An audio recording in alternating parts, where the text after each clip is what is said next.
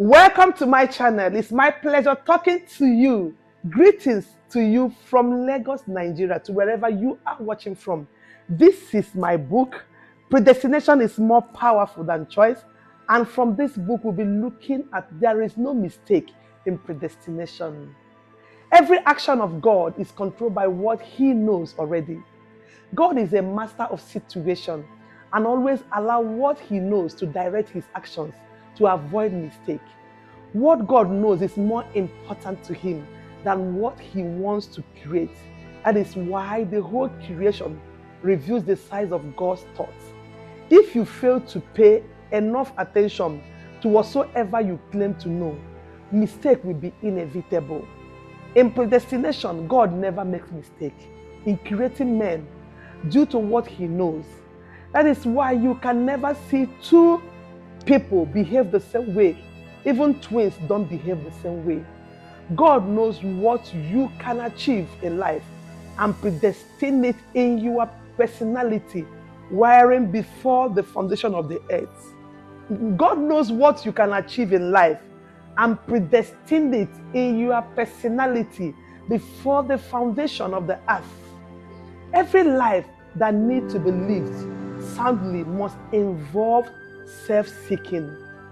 Self-seeking is the most valuable part of sound living. Those who are predestined establish it through self-seeking. It is not something you just wake up one day and begin to act upon. It needs self-seeking to unleash its potential. Our Savior Jesus used His 30 biological years to do the self-seeking of His predestined life and manifested it for only 3.5 years. We need to invest proper time in discovering our predestinated life to enable us manifest it properly in accomplishing its very purpose. It is through the eyes of your spirit that you will know everything you need to know about predestination.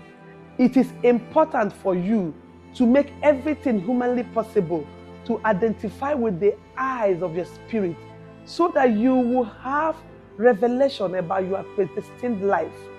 There is a great difference between predestination and choice. Choice is what you are born with, that you are meant to know. You can be deceived into choice, but not predestination.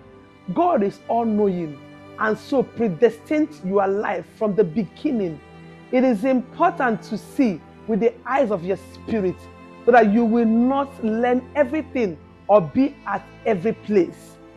Eat all manner of foods and keep all kinds of friends.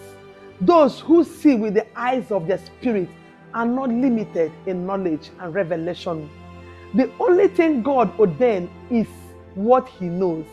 From the beginning, the ordination of God has always been controlled by His foreknowledge. God watches people fetch the oil that will later be poured on them.